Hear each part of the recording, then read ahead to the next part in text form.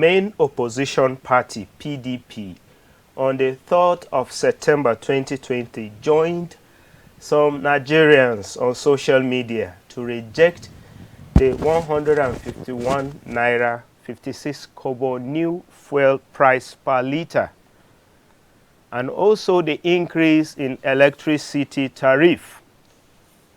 It also not news that the leadership of the APC on the 4th of September 2020 released a memo that the increase of fuel is in the interest of Nigerians. It has also been noted that various groups have come out to protest against the increase in the price of the fuel and electricity tariff. Good day and welcome to your favorite political program, The Christians in Politics, that brings you latest happenings in the political atmosphere. I am Smart Simon, and I am delighted to grace your TV screen. Today we shall be looking at the price hike on the fuel and electricity tariff that happened last week, and some fuel stations have started implementation. Our guest who will be discussing with us on the program today is Mr. Oluwafenwa Oredogba, an entrepreneur. Thank you very much, sir, for gracing our invitation. My pleasure, my pleasure. Let's start with the state of the economy in Nigeria. What can you say? Well, the state of the economy presently is bad. And it's not helped by the pandemic that has besieged us so far. It's been a disaster, to say the least. Lots of jobs have been lost. Lots of businesses have collapsed. So, you know, the income of many families has also reduced, you know, all of that. So the state of the economy presently is not something to be proud about or something to look back and, you know, smile.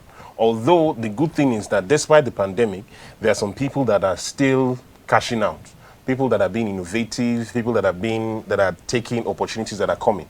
So, you know, despite the fact that it's a lull for some, it's also a boom for some, because, you know, economists say that the time when you have the best millionaires or the greatest millionaires come up, highest number of millionaires is during this kind of recession period. Lots of people now become creative. But the economy presently is not something, you know, conducive for the average Nigerian. Everybody's complaining, you know, even more than before. Even those that supported this government are now complaining. It's no more a bed of roses, so to speak. So it's not something that anybody is happy about at this moment. Okay. So looking at the state of the economy and the disaster caused by this pandemic, will you say that this is the right time for the increase of fuel? And not just fuel now, fuel increase, electricity tariff, DSTV, and food increase. All of this is on the increase. Do you think this is the right time for these things to happen? The government, are they right in taking that decision at this point in time? Okay, let's start from the back. You said it started from fuel, electricity, then DSTV, then food. Food hike is as a result of the hike in price of others. That is what is making it high. Okay. So if what is now going to, for DSTV is entertainment. If you cannot afford it, don't use it. It's that simple. It's a business, and you cannot tell a businessman how to price his product. You know, it's their business. But if you cannot afford it, then my own advice. I don't think I will agree with you on this. No, because we can do pay as you go. No, pay as you go is even more expensive. Go to foreign countries and find out how much they pay for pay as you go. People pay as much as $100 to view a particular program. How many Nigerians can afford that? So pay as you go is not even the best option for us to be thinking about. What we can be thinking or saying DSTV should do is, if my DSTV is not on, don't charge me for that day. That's the only thing we can say. But I don't think it's even a model they will want to. People will still complain because people say, I just put it on for 2 hours today. Why am I paying for today? So it's not even a wise business model. But at the same time, if they're hiking their price, they're hiking it basically because of the dollar. I think maybe most likely because of the dollar increase. And of course, things are also expensive. Running their machines, operating costs have increased. So obviously, they also have to do that. So it's understandable. But we cannot tell them that this is how we want you to price your product. What we can be advocating is for a competitor. When someone is a monopoly, you cannot expect a monopoly to come down to your level. Yeah. But when there is a viable competitor, definitely there will now be competition in prices. So that's anything we can advocate for. So DSTV price, it's a luxury. If you can't afford it, go, watch normal TV. Okay. That's that. But for the fuel price hike, I think one of the things that, at this particular moment, hiking the fuel price is economically good, is a positive thing. In the sense that removal of subsidy is what made the price go up. And it's gone up because definitely if they continue to subsidize the fuel price, then obviously other parts of the economy are going to suffer. Between 2006 and 2018, Nigeria spent 10 trillion naira on fuel subsidy alone. Wow. That is outrageous. Between 2006 and 2018, that is money that could have been well spent on other parts of the economy. Yeah, exactly. So if we want to move forward, then subsidy has to go.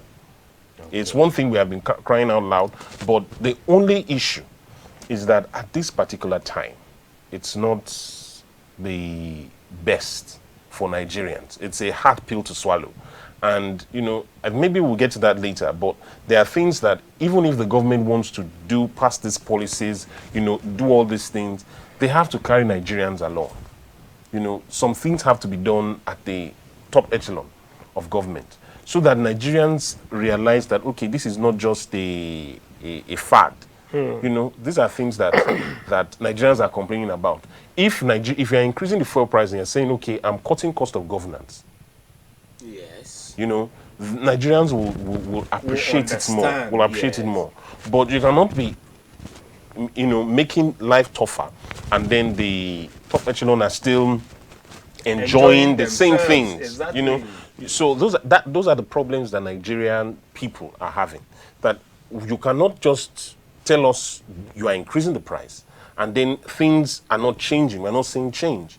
If you are saying you want to direct this fund somewhere else, then let's also see that those in government are also beating the same way, because you increase it, you don't increase it, those in government will pay. Government will pay for all these things.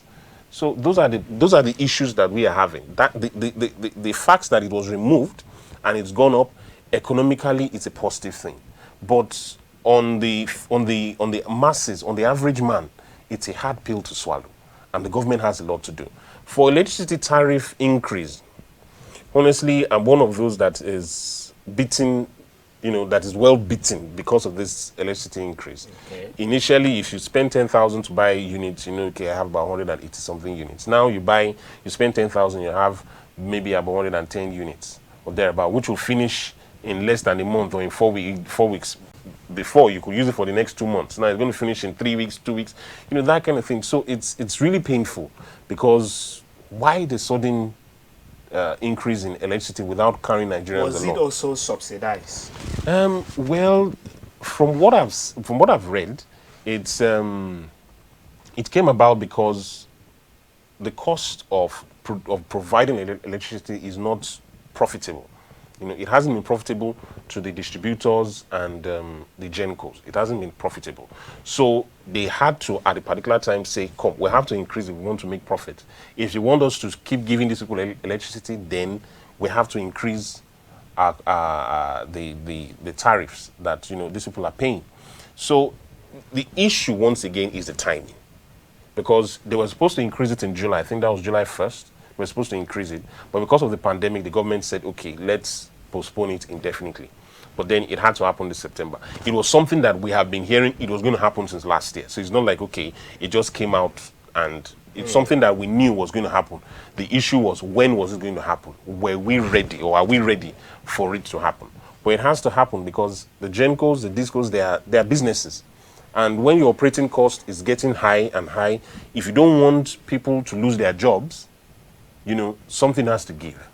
So once again, the timing is still the issue. All these things economically are positive, but the timing is the issue. The average man is looking, when you are increasing electricity tariffs, that means that, and I cannot afford these things, you know, so you are just punishing me, so to speak. So that is the issue that people are having. If things are going on well, the economy is viable, people have their jobs, you know, all these things. If you increase it, people won't complain, you know, because, well, it's one of those things. I'm paying my taxes, I'm seeing it work for me, you know. Yes.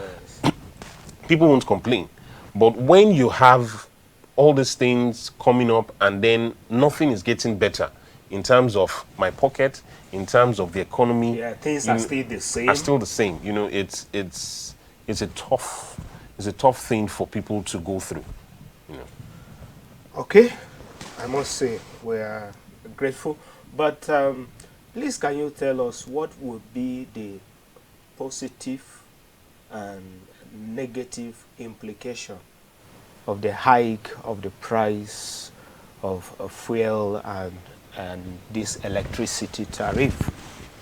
Okay, I think I've spoken extensively on the electricity tariff, positive and negative, but for the fuel price increase, one, when we look at how much fuel is sold in other neighboring countries, for instance, in Niger Republic, petrol is sold for 346, petrol is sold for 346 naira per liter. In Cameroon, it's sold for 449 naira per liter. In Ghana, it is 332 naira per liter. And in Benin Republic, it's 359 naira per liter. So in this region, Nigeria is the only country that is selling for less than 200 naira per liter. So during the subsidy, when fuel is being subsidized, people will take that fuel, go and sell it in any of these countries, bring the receipt that they've sold it in Nigeria, and then the government will pay. Okay. So those are the things that, you know, the aspects of corruption that has befuddled the petroleum sector. So, you know, when people are smuggling fuel out, you know, and the government is still paying for those things, then you still have queues. You see filling stations that will just be open, will be there. They'll tell you they don't have fuel.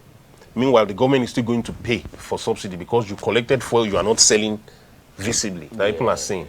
So all these things are things that has to go. When you know that the money you are using to buy the fuel, you have to be competitive because your neighboring filling station is selling at a reduced price. You cannot just leave your filling station and not sell. You have to sell, because if you don't buy, or if you buy and you don't sell, you are hurting yourself. So those are the things that's one of the things, the benefits of this increase. Then the Nigerian refineries, none of them has worked for the past 2 to 3 decades. Wow. The refineries are just redundant. And I love that billions of naira are being pumped into it.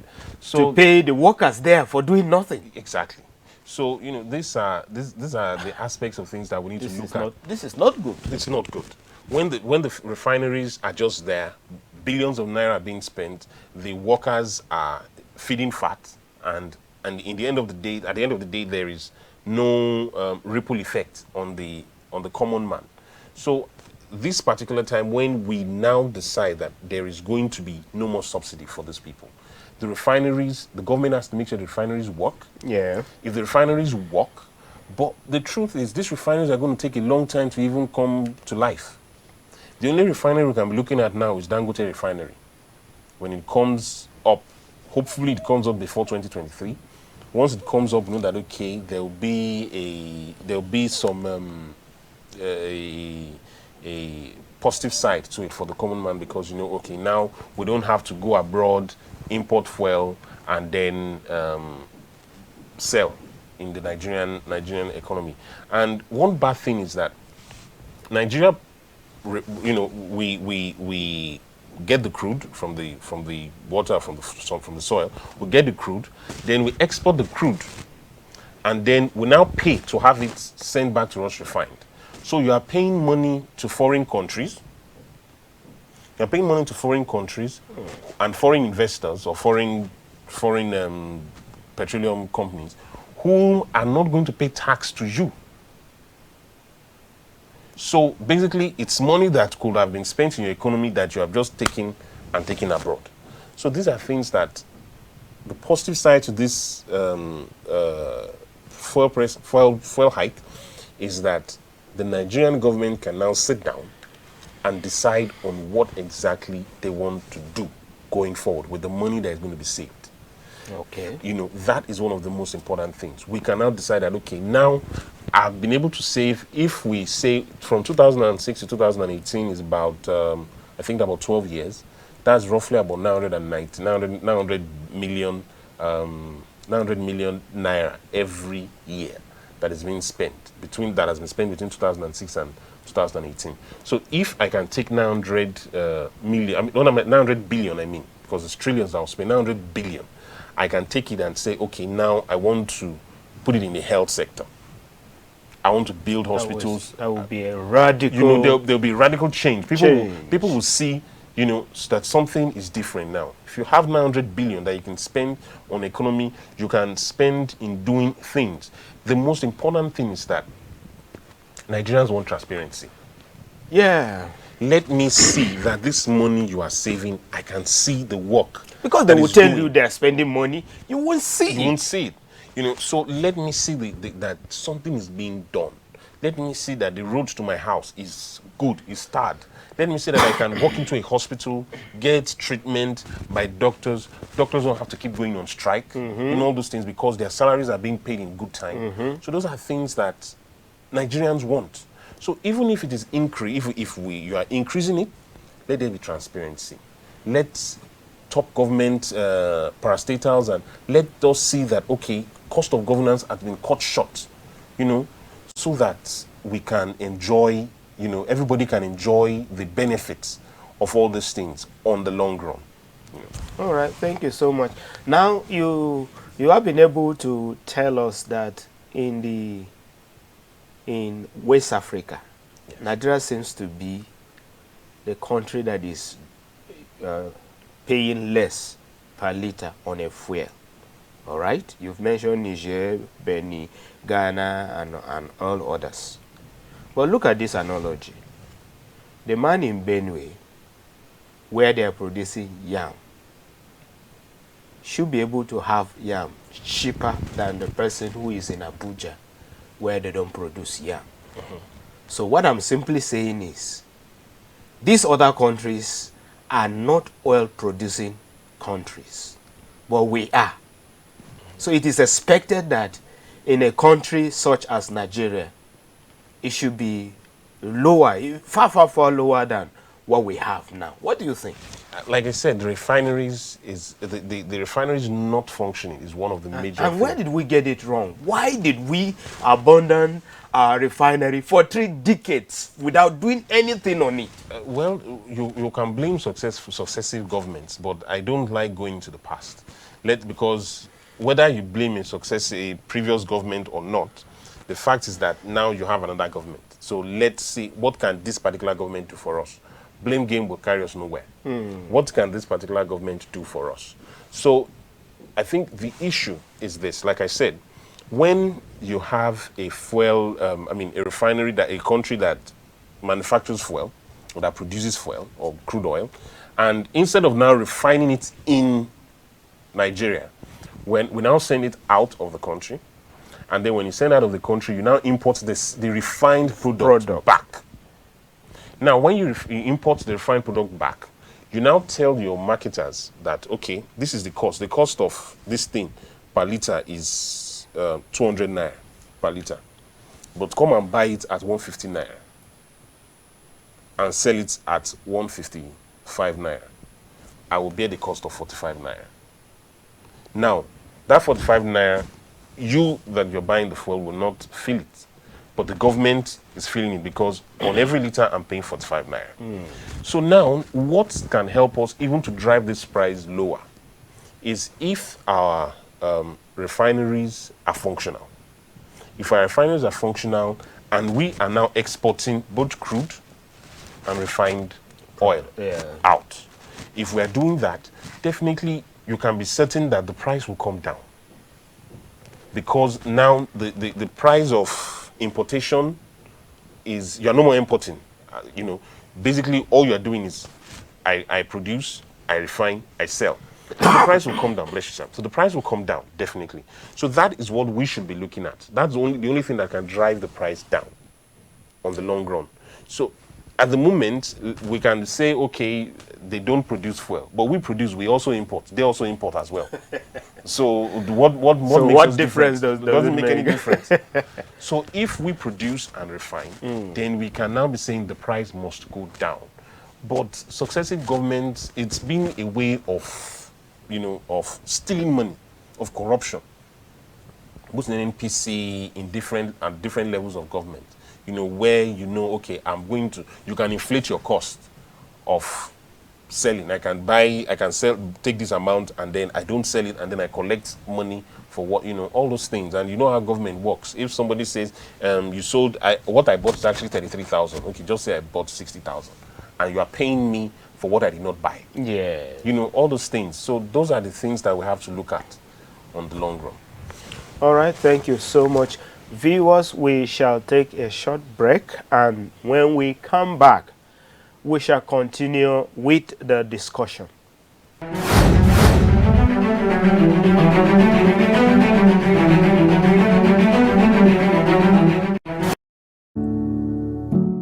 Number one, I understand that the government based their fuel price increase on the reasoning of total deregulation of the downstream sector of our oil industry. That is, government does not want to have any hand again in regulating the prices.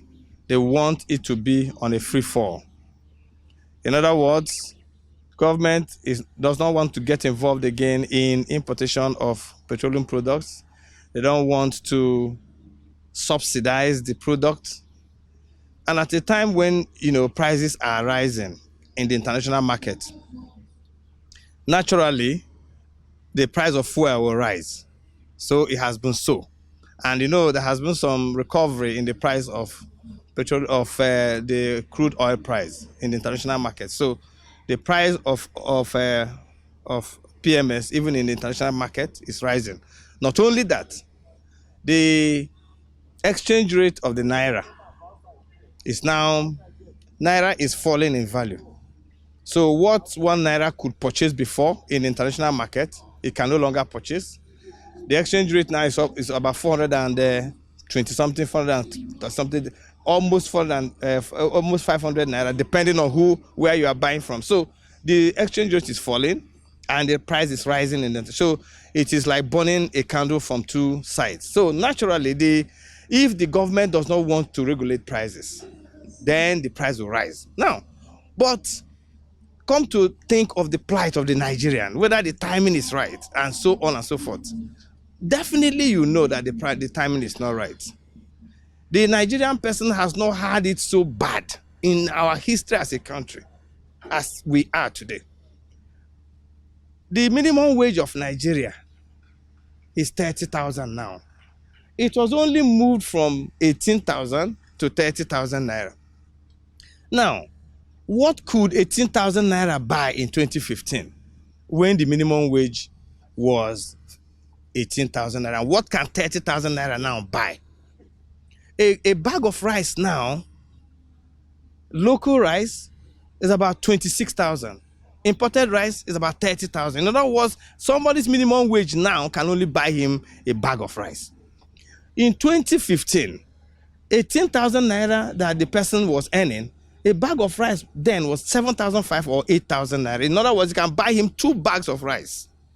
So even though the minimum wage is increasing, or the wage is increasing, the value is reducing.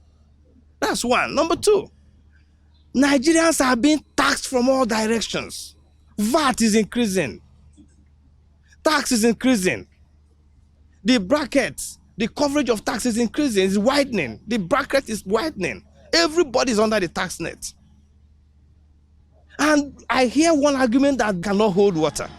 That argument is that, we pay the least tax. Check the price of oil in UK. Check the price of oil in South Africa. Check the price of oil here and there. The question is, if you go to UK, you have road to drive on. You have security. You have light. You have water. You have social security. You have food at affordable prices. None of these things is available in Nigeria today. The Nigerian person builds a house. He has to invest in water, his water works, his water corporation. He has to invest in security, his Minister of Defense in his own house. He has to invest in electricity, private supply of electricity, because there's no light. For 200 and something million people, our megawatts of power is just about 4,500. This government promised Nigerians that they will increase, they will give us 10,000 megawatts of power every year. They met the power at 4,800. Today it is even 4,500. And the population is growing. So the Nigerian person is suffocating. And this is the truth. This is the honest truth. So the reasoning about deregulation, government doesn't want to pay subsidy is corrupt, and so on and so forth.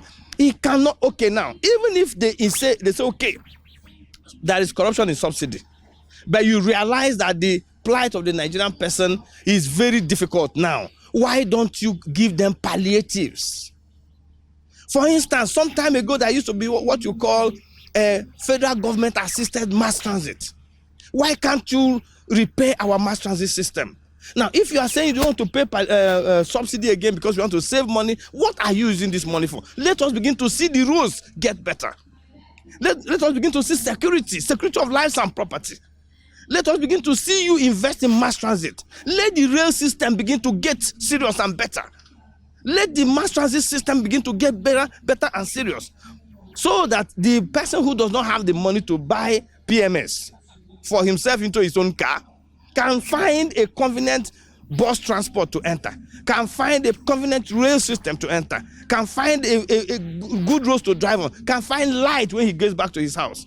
But now, in this case, the double tragedy is that even the light, the tariff is being increased all at the same time. What is the relief for the Nigerian person? What is the relief for the ordinary Nigerian? What is the relief for the ordinary Nigerian? Nigerians are suffering. They don't have anybody to complain to.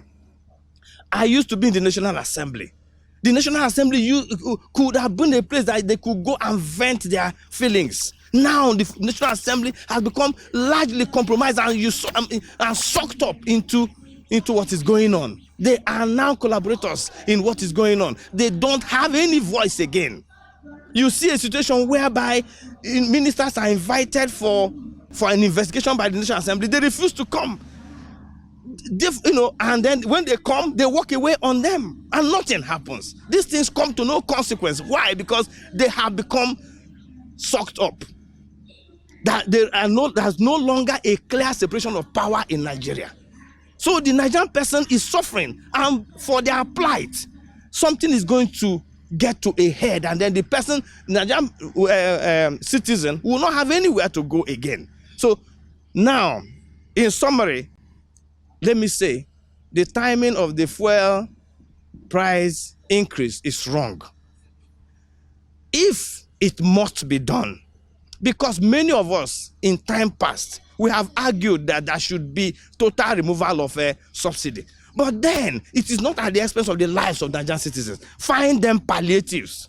Let us see this money that is being saved. 1 trillion naira that is being saved from subsidy being used to repair the Nigerian roads. Let us see it being used to buy mass transit vehicles and then subsidize the transportation for the Nigerian person. Let the mass transit system in Nigeria, both rail and road, become subsidized. In that case, then the situation in Nigeria can become bearable, more tolerable for the Nigerian person. But for now, it is really totally unbearable.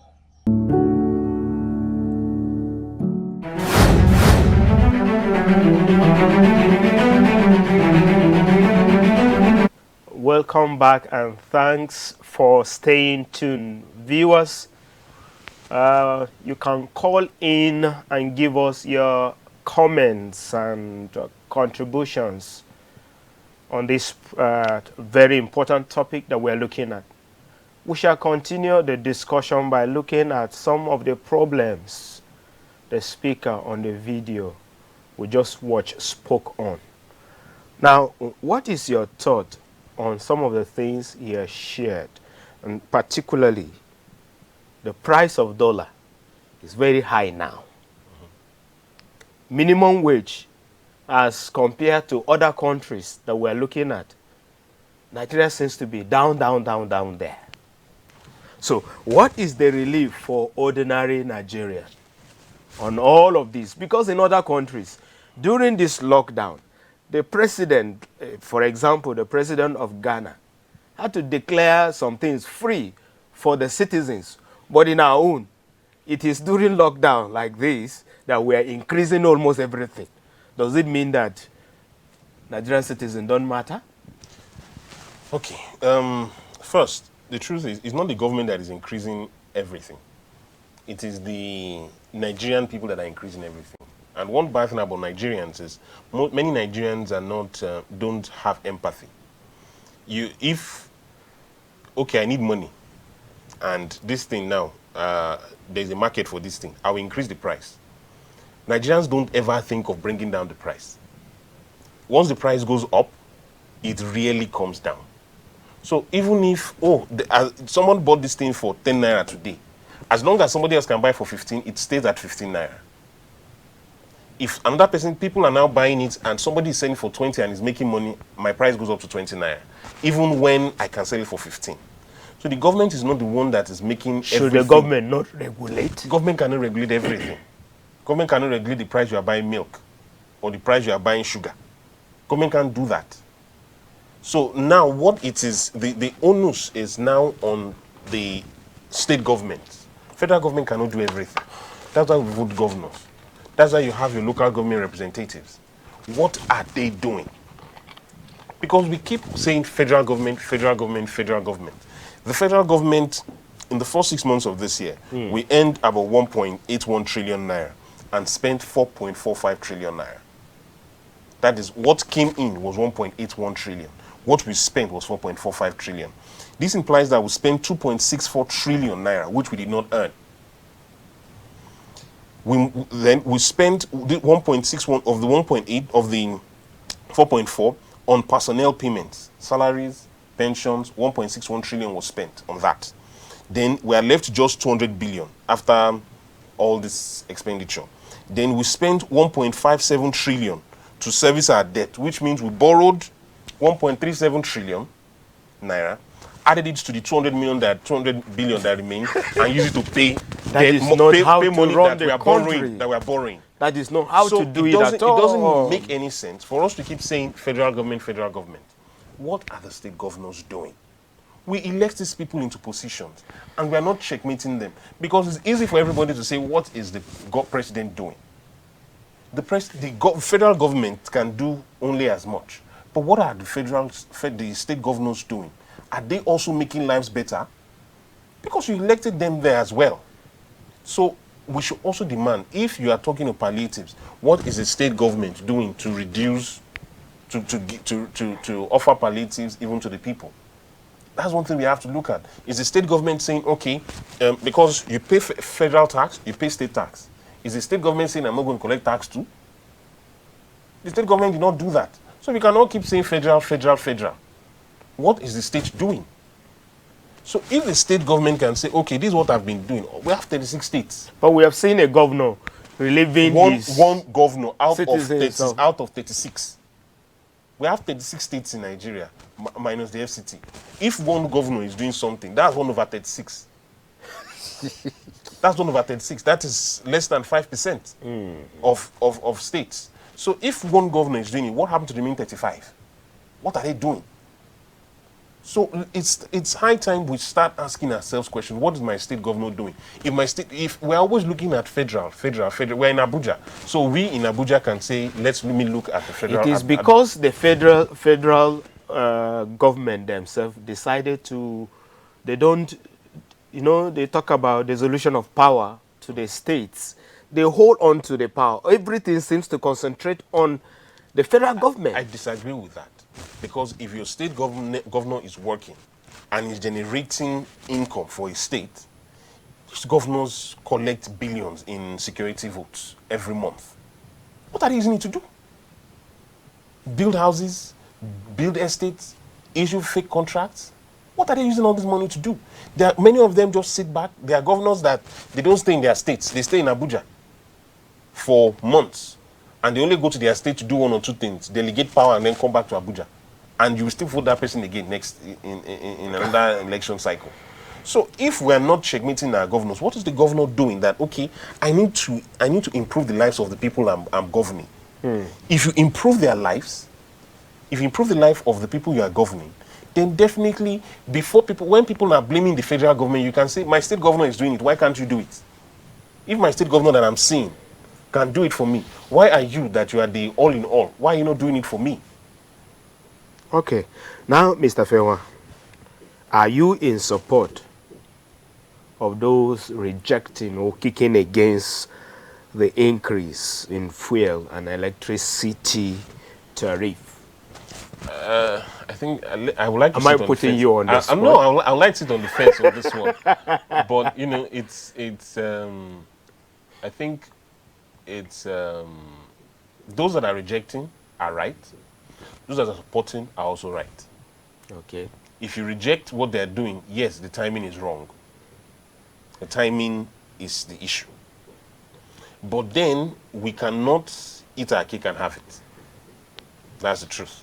So if things must get better, then some tough decisions has to be made. Like I said in the beginning, what Nigerians want is that if you are taking these tough decisions, let me see the ripple effects in my pocket.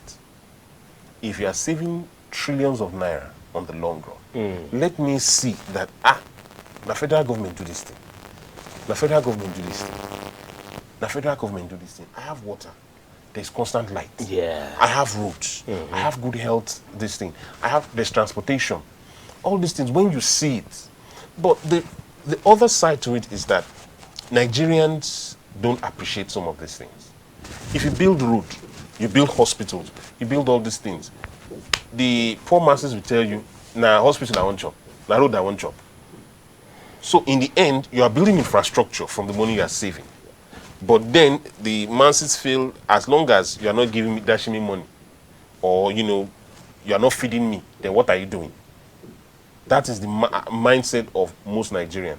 If I'm not seeing money entering my pocket, even if you create all this convenience for me, Well, I want money in my account. The greatest percentage just wants the infrastructure in place. I know that the elites, average Nigerian, the elites are the ones that want that. average Nigerian will always know how to hustle and earn a living if these things are put in place. My thoughts about Nigerians. Yeah. Nigerians are not lazy people, really. And I want to agree with you that these things should be put in place. Now that it seems that removal of self-subsidy has come to stay. Now, let's move on. Over the years, we've seen government destroying illegal refineries. Our own refineries are not functioning. And then these people who have been able to set modular or small refineries to refine product, the armies, navies, and what have you will go into the creeks and destroy these refineries. What do you think about this, about the destruction of these illegal refineries? Why can't we convert them and make good use of them, if indeed it's working? Well, for those communities, yes, it works. But then you also have to ask, the fuel or the crude that these modular refineries are processing, are they buying it or are they stealing it? If they are buying it, if you buy crude and you say you want to refine and sell, then I think the government should give you license to run freely. But the most important question is not just, oh, this person has a modular refinery. Where is he or she getting his crude from? Some of them just, go tap from pipelines and divert and then start selling. So first, they are not paying taxes. Secondly, you are stealing the fuel. Then you are making money out of it. So if you are buying the crude and you have modular refineries, I think the government should encourage you by giving you license to run freely and tax you appropriately. Now, looking at what they are doing, what if, suppose that is case of theft and what have you, shouldn't it be that the government should call these people for a roundtable discussion? Okay, we want you people to continue to refine this product, but it has to be through legal means, not illegal means. Come, let's discuss.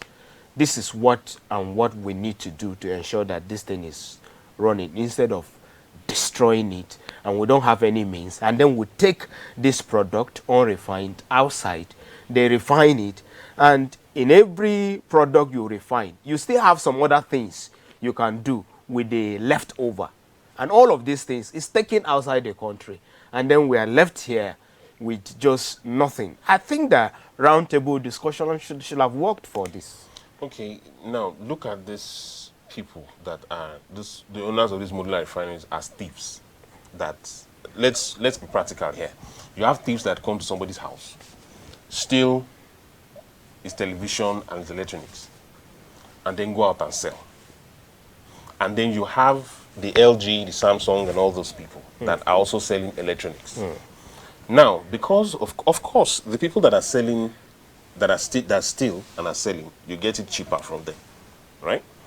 Now, would you now say, okay, because I want to buy cheap electronics, let me call the thieves, let me put them on a table, let us sit down and discuss on how we can be getting television that are not stolen? You won't do that. So if you are stealing a product, the best thing for me is to destroy whatever facilities you have. If you want to operate legally, let the government issue you a license. That is just it. Let the government issue you a license, so we know, okay, this person has a modular refinery. We can buy refined petrol from this person. We can buy refined diesel from this person at so and so cost. If the government gives you a license, then pay taxes to the government. I think that is what matters. So if you are legal, because it is illegal, my own question is whether you are a modular refinery or not, are you getting your crude the right way? If you are getting your crude the right way, then by all means the government should not destroy your facilities. But if you are stealing fuel, because one funny thing is, some people will come out and say, well, I buy crude from government, but they have other leakages, other places where they are stealing, and they will still sell. So if government finds out, you say this person is licensed now, but he's stealing my fuel. So if what the government can encourage is we are going to license modular refineries, but we need people that are credible. All right. Thank you so much. Now, as a result of this hike, I know negotiations, meetings are ongoing, planned protests, Nigerian Labour Congress. I even watched a video of how people are already gathering themselves in the office of the Nigerian Labour Congress, planned protests and what have you. What do you think government should do to manage this crisis? Because I know that people are likely to protest. Well, protesting is one thing. One thing about this government is that it's even you that wants to protest, you have to think twice. So the government is not friendly. The government is not friendly. But they came in through protest. And they don't want people to protest. That's politics for you. So it's good that they want to protest. It's the right of, it's a fundamental human right. You can gather anywhere you want to gather. It's your right as a Nigerian citizen to gather and do whatever you want to do, as long as you are not breaking any laws. So it's a welcome development. Nobody will say don't protest. I just feel if you're going to protest, then whatever the government is going to extend down as repercussion, they're ready to take it. Like I was reading something someone said today that the Nigerian people are not ready for a revolution. Revolution is not something you call that one person will say, oh yeah, let's go and revolt. That's not what revolution is. If Nigerian people really want a revolution, it's going to be everybody will say enough is enough. And then we all go out. And then we all say we want this to stop. But at the moment, it's just a few people that are going out. Other people just stay there and say, we then go first. Whatever they say, when they come back. So we are not ready. So even if the NLC goes, at the end of the day, they are going to the principal officers of the NLC in the next 6 months will buy new cars, buy new houses, and then the story changes. So as far as I'm concerned, NLC is not a credible, as far as I'm concerned, they're not a credible association anymore. Can you substantiate that? That's why I said, as far as I am concerned. Yes. Because in the end, when they go and do all these protests, when a see little them behind closed doors is done, they shift ground. You know, if they are really serious, and because now grounding the economy is not the solution. The economy has been grounded for the past few months. So coming out and saying you want to ground the economy again is just adding salt to injury. You are not doing anybody any good, either the people or the government. You're not doing anybody any good. The whole world has been hit by this pandemic. So if you say you want to ground everything to a halt, you are taking everybody back. People are just coming out, trying to gain their foot again, trying to do businesses, and then you say, okay, we're not going to work again for the next few days. People will even tell you are not serious. Not at this time. So NLC at this time coming to protest is not, they knew this was coming. Yeah. They knew this was coming. If you are a serious body, the moment you knew it was coming, you could have started kicking against it since, not now, after it has been done. It doesn't make any sense. If you know this thing is going to come, because we read the news every day, we know these things are going to happen. You know, okay, this government, we cannot do this, not at this time. You start holding meetings, start protesting, no, this things can't happen. Let people know you are serious, not when it has been done. You now come out and say, no, we'll not take it, though, we'll not take it. And you want us to take you as serious. It doesn't happen. So, all right. Now, as we round up, what is your advice to the government and also Nigerians? Because talking about dollars now, you say it is not government that increases everything. I did not say the government did not increase dollars. Obviously, it's government policies that increase dollars. What I said was, it is not everything that is what they call as a result of the government's decision. Some things are just as a result of people's greed. All right. So, your advice now to the government and to the Nigerians at this point in time, where increases here and there. We need to cut down our imports. That's the only way that our naira can increase its value. Okay. We need to cut down on our imports. We import everything, up to toothpick. We import pencils. We import the silliest of things. And it's not like we don't have the raw materials in the country that we can use to manufacture these things. So the moment we as a country decide that we are going to cut our importation tremendously and start export, our naira would gain value. That is just the truth. But we are importing everything. People prefer to import. If you put a Nigerian product and you put a foreign product that is imported, even if the local product is way cheaper, people will still prefer, let me go for this imported one, it's better. Even when the Nigerian one is much better. People, because it has a name, it has a brand. So we have to cut down on our importation. People import chicken. It's not like there are no farms in Nigeria. You know, some things have to be done. We have to cut down on our importation and increase our exportation of different things. If we are also exporting chicken, exporting all these things, why are we importing rice when we have rice, this thing here? Although I know that the cost of many of these things, you know, there are accrued costs that make local products also arbitrarily high. But if we can cut down on the importation, and then we can also make the lives of the local manufacturers easier. Less taxes, give them incentives, give them palliatives to keep manufacturing. If you are taxing a raw material, remove the taxes of all those things so that you are taxing the finished product of those things, not the raw materials. You are taxing all the raw materials that they are using. Make it then transportation. If transportation is good, some of this, the price of this thing will also crash down. So, I know the government is trying to build railroads. There are railroads now in Abuja. There are railroads, I think, they're trying to finish that of Lagos Ibadan. So when the transportation is better and people can move their goods from state to state, it will also make life easier for people. People can now think, okay, I've been able to meet my quota for local market. Now let me start thinking of exporting.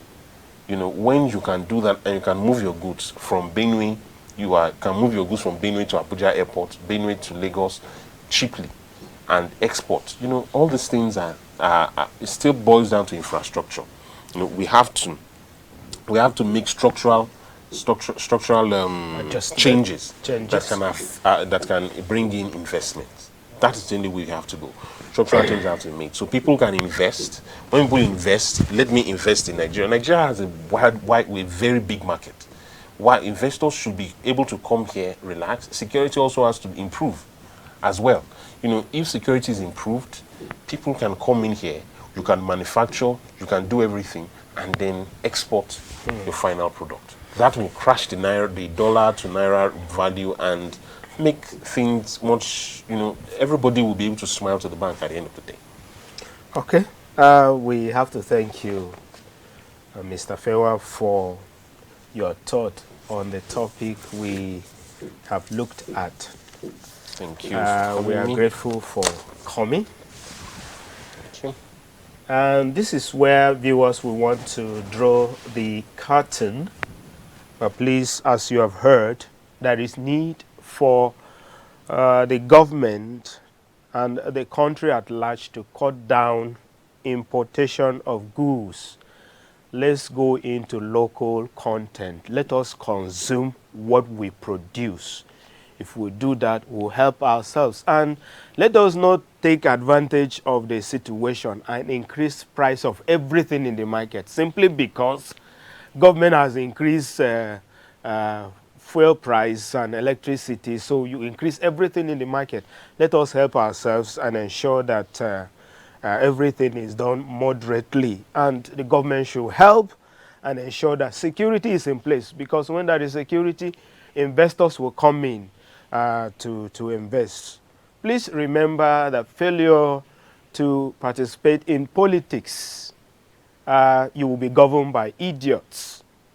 Until we come your way again, next time, same station next week, I remain Smart Simon.